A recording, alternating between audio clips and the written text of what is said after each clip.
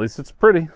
Hey everyone, it's Greg from Six Sided Discs. We are here in Smuggler's Notch, Vermont, Jeffersonville, Vermont, at Fox Run Meadows, one of the top 10 disc golf courses in the world, for a walk and talk Q&A 18-hole scoring round with my new forehand only bag.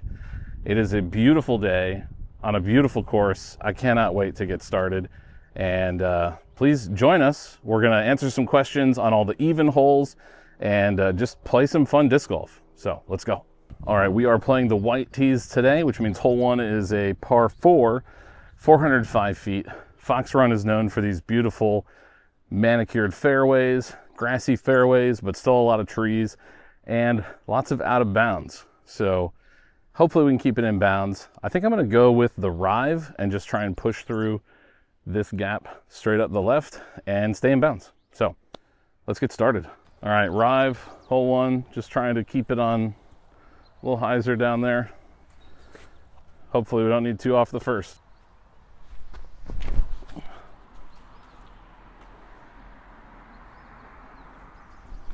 Okay, a little too high. Maybe let me throw a second shot just to be safe. Yeah, so we'll do two off the first because I think that first shot might have been out of bounds. I'll just give myself the best chance here.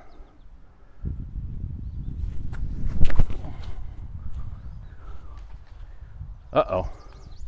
Maybe not. Maybe two out of bounds. Unfortunately, both shots went out of bounds. So this is the better one. We'll take a penalty stroke and try and get up there for par.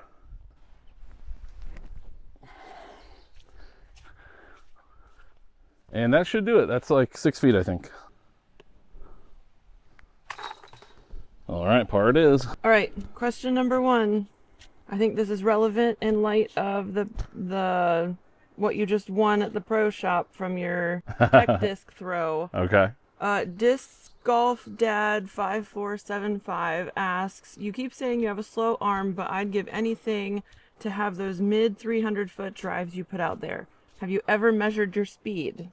All right, so I had measured my speed on backhand at one point, and I think it was like low 50s, like 50 to 51. And when I say I could throw like mid 300s, you know, that's with a understable discs, as hard as I could throw it on hyzer backhand, flipping it up, flexing it out, you know, on like a distance line. So I can't throw that accurately at all.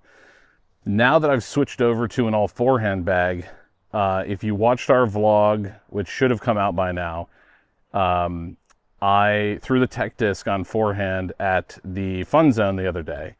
And I think my top speed was about 58 miles an hour, and my best distance with it was 344.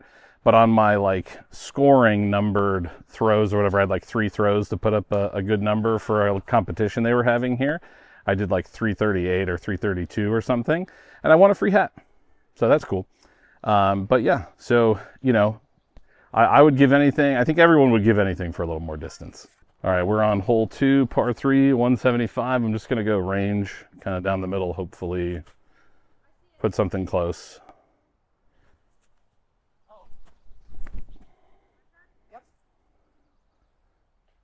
And I think I hit a rock, so it should be close. Are you kidding me with this view? Oh my gosh.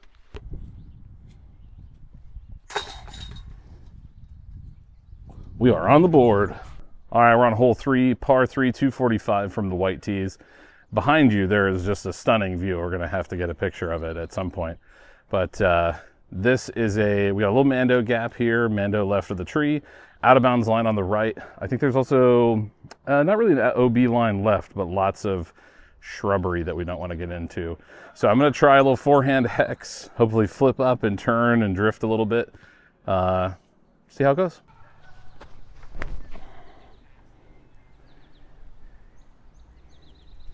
All right, I have no idea how far that is, but I didn't hit a tree. This is a tough one. We might be just kind of floating this down towards the basket.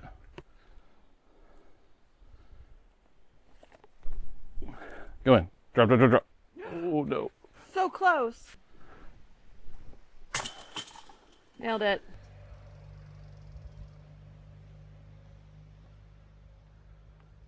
Well, as you might expect after all the rain the last couple days, it's a bit squishy out here, but definitely still playable. And just the views are crazy. Just gorgeous. But across the road to hole 5, I think, and sitting at 1 under par, I think, still. So see if we can keep that going. Okay, I lied. We're walking to hole 4. I've already lost count, but this fairway is nuts in person. Hang on, let me turn you around. So this is the one where you see the pros just like blast something up into this open area and try to land in bounds. And looking at it from the gold tee, there's just no way. There's no way I'm getting there with anything. That's nuts. All right, hole 4. I miscounted on the way here. I got lost. It's muddy. I'm delirious. Who knows? But we have our next question. So Emily, what do we got? At the Butler NZ on YouTube asks, what are your oldest discs still in the bag? All right, oldest discs in the bag. I'm going to work backwards. Like the 3 oldest, I'm going to go with putting putters. I've been with my Pixels for quite a while. Lots of other stuff have come in, but the Pixels have stuck around. So I think they're getting to be older in the bag. I might actually need to switch to like a newer, less worn in pair, but we'll see. I've also had a Discmania Tilt in the bag for, I would say on and off for a long time. It was actually out of my bag for a long time because I forgot that it was in my cart, which was just sitting in the back of the garage. So it's back. Definitely might need it. Who knows? But of course, the oldest disc in the bag, it's the K1 yarn. It's the go-to approach disc for everything. I've already thrown it once today and it saved me a stroke. So K1 yarn by far. All right, hole 4, par 4. Tough, very narrow fairway. There's a landing zone on the right that we could go for. I think that's what I'm going to do, is probably the safer play. And I'm just going to throw the Mega Beef Tilt as high as I can, and hopefully it lands over there. Oh, get through. Okay, it got through. It got through. I think we're in bounds. All right, got a little bit of wind. Oh, come on. Oh, come on. Oh, that sucks. Bogey. Bummer. Everything's so muddy. All right, hole 5, par 3, 360. Very tough. Downhill slightly. There's a big old pond left of the basket down there. There's also like a little drainage ditch. I think I'm just going to go Thunderbird, maybe force over a little bit, and hope that it just fights right and doesn't go anywhere near the water.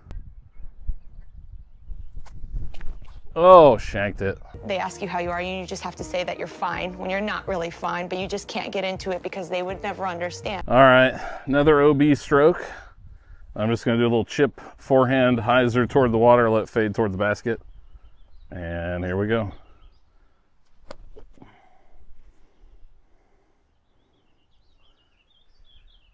Okay, tough uphill putt, but better than water.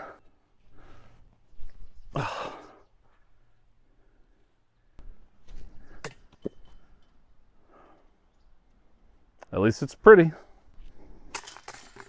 All right, hole 6. Next question. Sleepy Time Gorilla Museum 5220. Amazing name. How do you picture the rest of 2025 going for SSD? Will you have more focus on the content creating side of things or on the business side, or will you try to strike a balance between the two? That is a great question. I see the rest of 2025 going really well, but really busy. We've signed up to do a ton of tournaments this year. We're going to 4 Pro Tour events.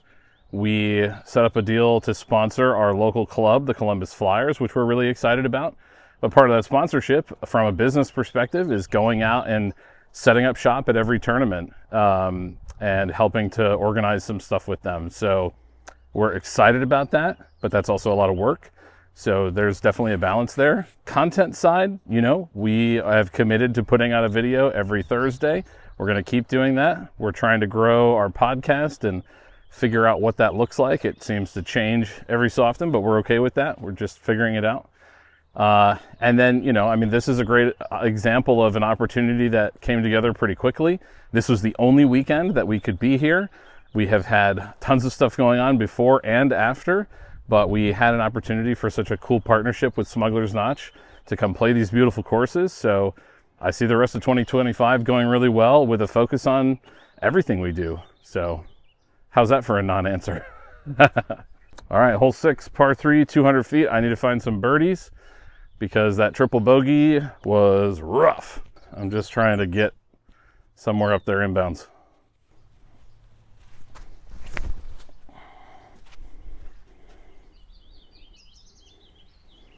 I don't know if that's good. We'll find out. Let's go. Nailed it. Bounce back. Woo. Relief. All right, hole 7, par 5, 715 feet. It's like 1,260 feet from the gold tee. It's insane. Incredible hole. I think I'm just going big rive shot out to this left-hand side of the fairway and trying to get it to fade back in. And keeping in bounds, I think, is the name of the game on this hole. So I'm just going to try and bite off, you know, maybe not quite half the hole, 300 feet or so, and then see what I can do after that.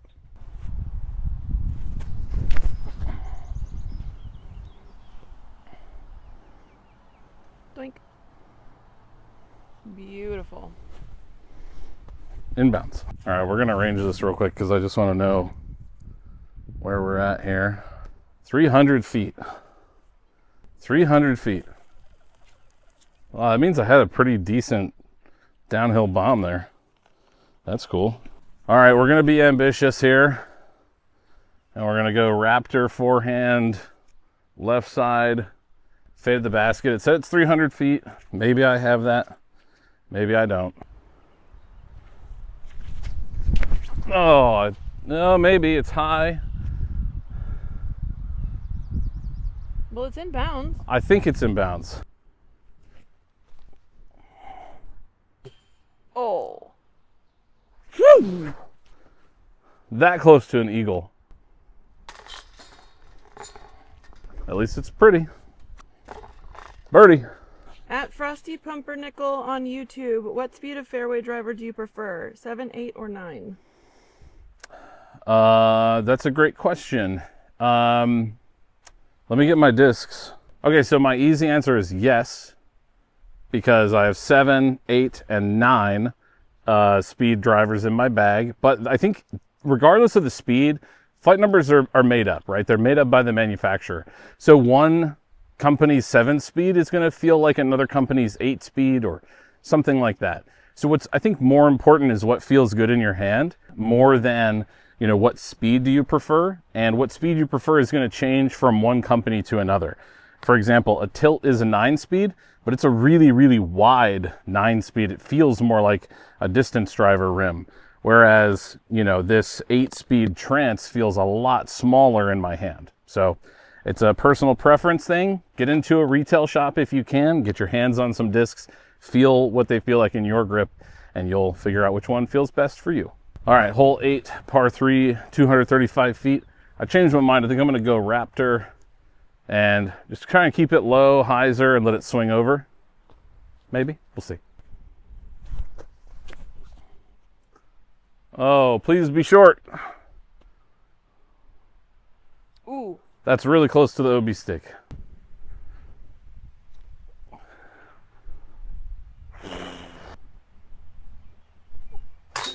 Nailed it. Hole 9, par 3, 210 feet. This is one of the most beautiful, iconic holes on the course. You've got the pond over on the left, sort of shielding you. You can get away with some errant shots that'll kind of like bounce off of that, and then you've got the protected basket, big rocks all around it. I'm just going to go back to the trusty yarn and see what we can do here.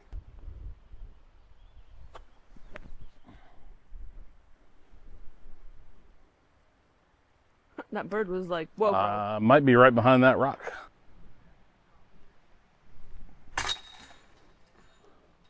Beautiful. Birdie.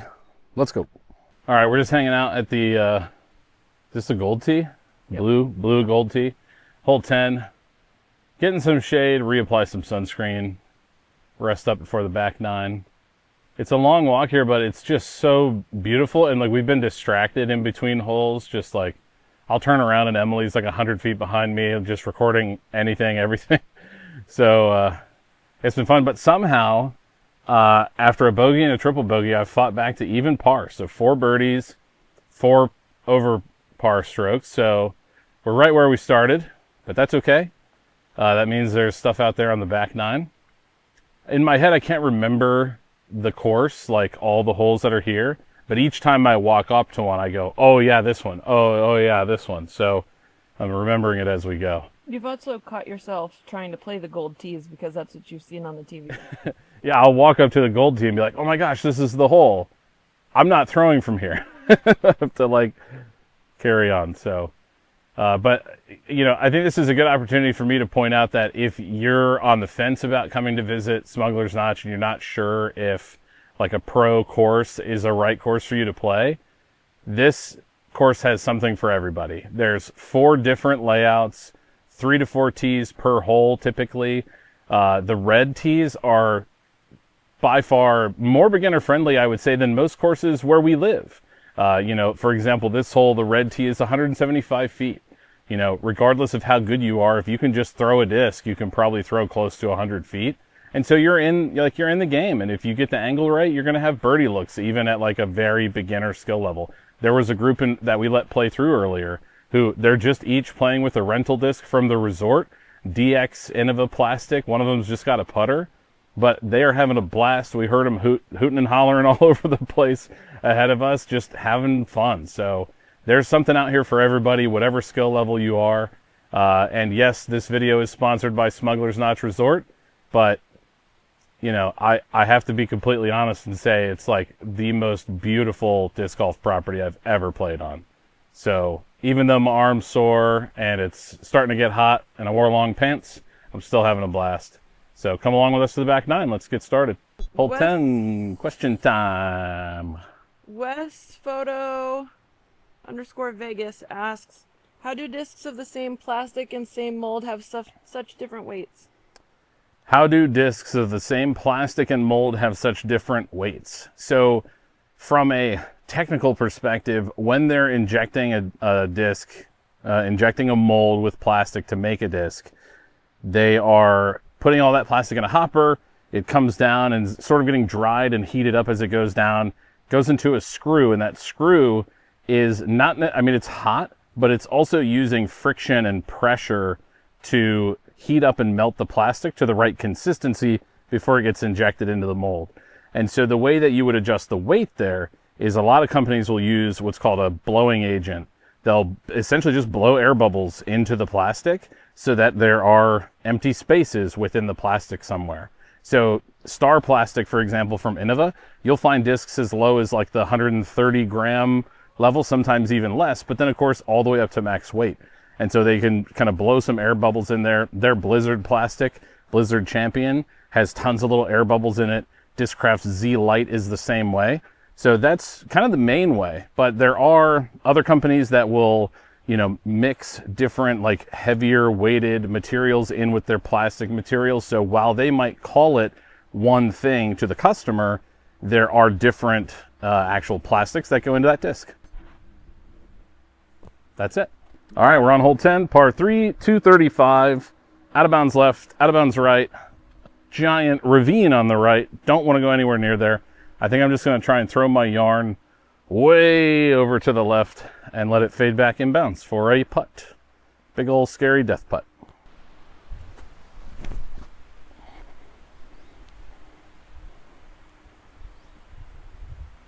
All right, I see it safe. That was a little sketchier than I hoped. Let's go. Dang. All right, hole 11, par 4, 425. Somewhere down towards these like 2 trees that are coming up is the little drop off down towards the hole. So I'm just trying to keep it in bounds. I think I'm going to go high hyzer left, forehand, and let it just fade right. Oh, that might be too much. Get down. That was all right. I'm just not hitting the lines I want. All right, Emily's on catch cam duty here. And we're just trying to forehand flick the yarn down in there.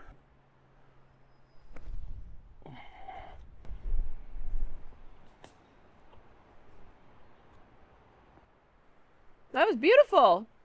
Sweet. She liked it. Amazing.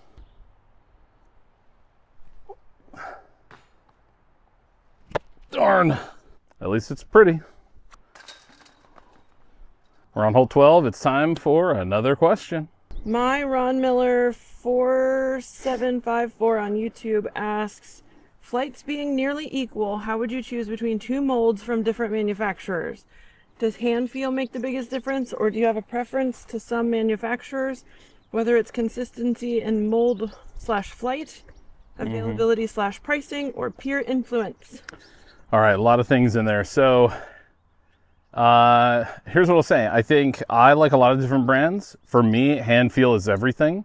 I want the disc to feel good in my hand, but what initially attracts me to a disc can often be the stamp, the color, something about that, or maybe just the marketing, the player that it's related to, something like that. So it depends, but I would say ultimately, no matter how pretty a disc is, no matter whose disc it is, you know, a Simon line versus Paul or Anthony Barella or whoever, the feel in your hand is the ultimate final decider. So do I have some preferences as a player? Sure.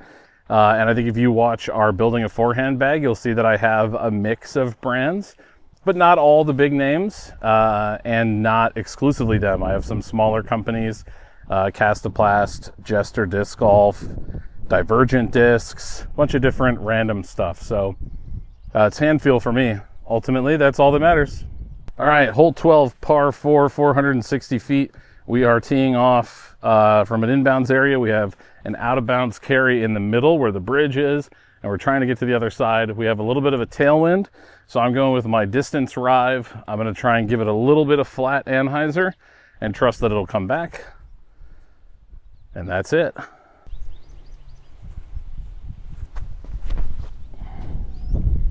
Get down, get down, get down, get down. Okay, I'm pretty positive that's inbounds. I'll take it. Yarn on the approach. I think just stand still, get it out left, swing it right.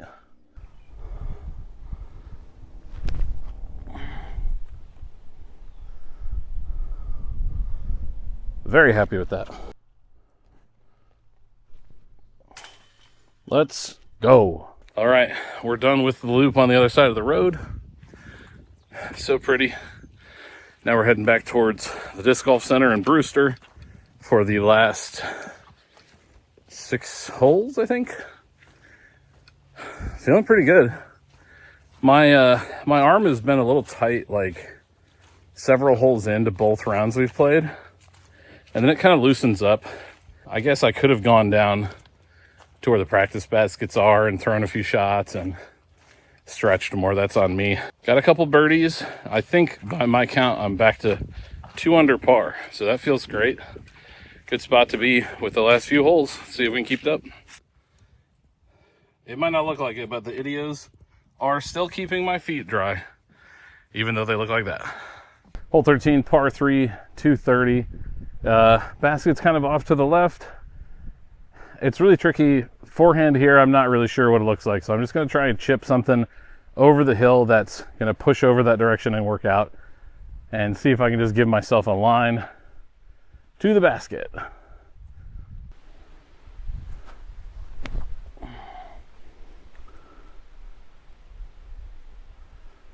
I didn't hear a tree, so I think it's pretty good.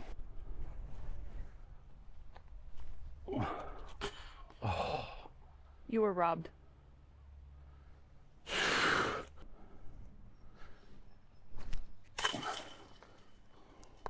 All right, hole 14, time for a question. We're going to let a group play through, so we're just hiding back here in the shade for a minute. And what do we got? Derek B. Diskin on Instagram asks, no one's perfect. What's something you got wrong in a video? That's a great question. So we did a video earlier this year, the disc, or it was a color stability test. Basically, does color affect the stability of a disc? And the way that I approached it was to just grab one mold in a bunch of different colors and test it and see how differently they flew. I don't think that we approached it in the right way, and I don't think the results were as accurate as I thought upon further reflection. So that's actually one of the videos that I would like to revisit at some point in the future and see if we can figure out the right way to approach that. But based on everything that I've read since then, color And at the very least, like the consistency of the plastic and how it affects the disc can vary from batch to batch. And one of the easiest ways to identify that is by the color. So we'll see if we can retest that in the future. Nobody's perfect. All right, hole 14, par 3, 225. Not super favorable to a forehand because if I saw it off, I'll just go straight out of bounds. But I'm going to try and throw the trance, just maybe get it to push left a little bit before it finishes. I don't know. Poke and hope, kind of. We'll see.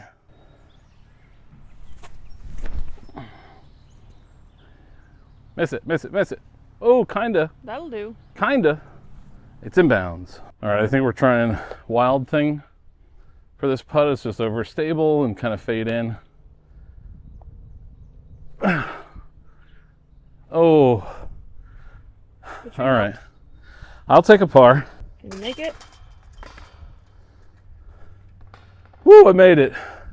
All right, this way. All right, we're on home stretch, hole 15, par 3, 250.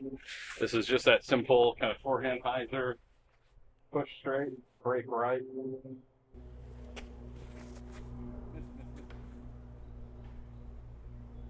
Plinko.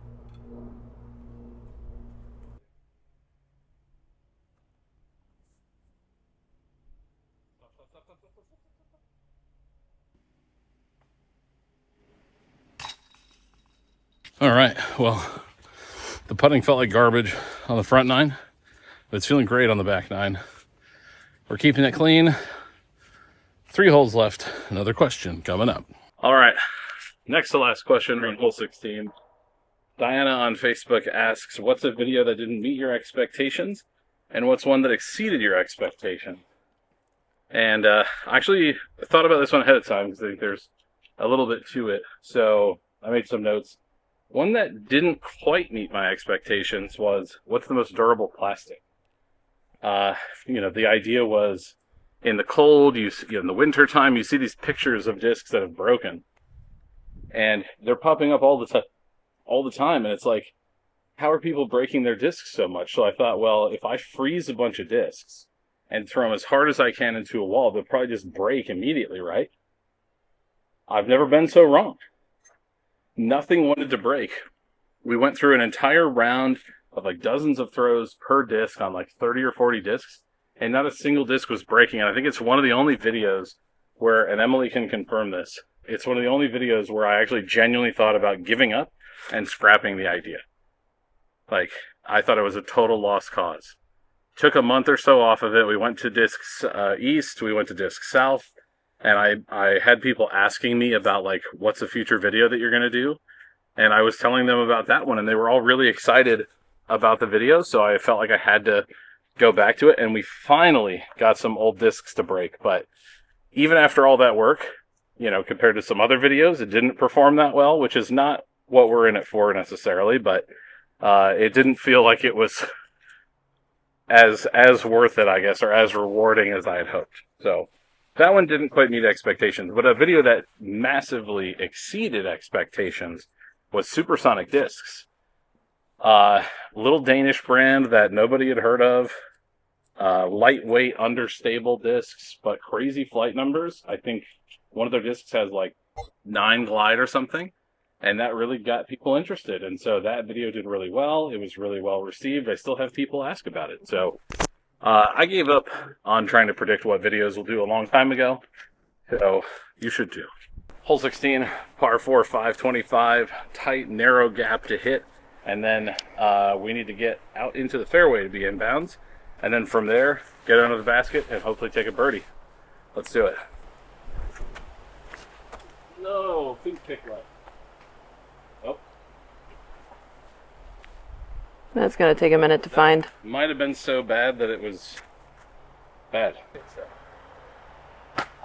Back in the fairway, take our medicine. And sit. Sit. Good. There was a lot of rolling there, I don't know. Tailwind was just never going to let it get there. At least it's pretty. Hole 17, 280, stiff tailwind. My new hardest shot is just a stock backhand hyzer because I'm not throwing backhand at all. Maybe approaches, that's it. So we're gonna go hex, forehand turnover. I think this tailwind might stable it out a little bit. We'll see. Here we go.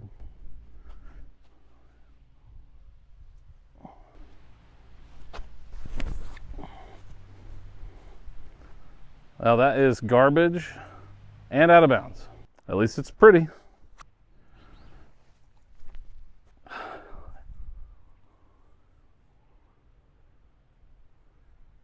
Huh.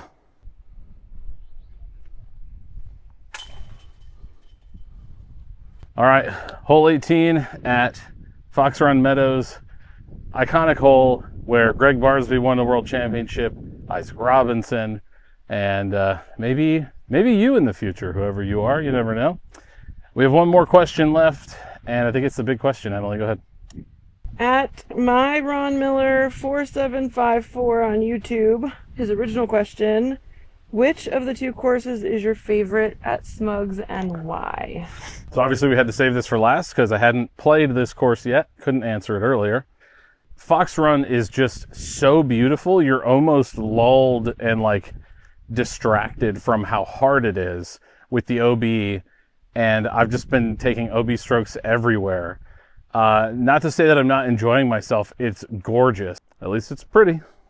But I think, did I have more fun and enjoy the shot shaping in the woods? I don't know. I guess if I had to pick one, I'm a sucker for the aesthetics and I like being out in the sunshine. I'd probably pick Fox.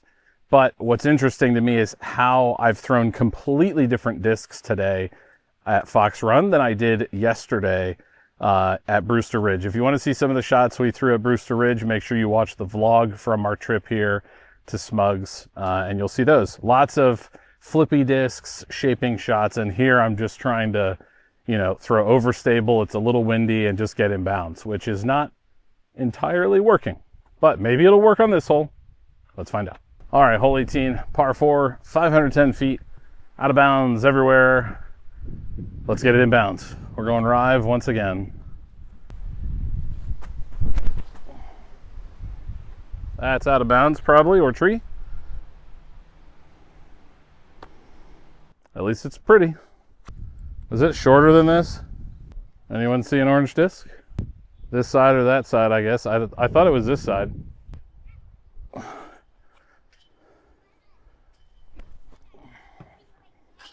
Get right.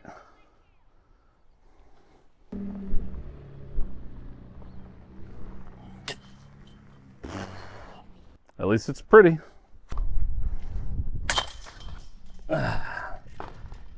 So it was a kind of a hot and cold round. I think I finished at +2. Had a lot of birdies out there, so I don't feel all that bad about it.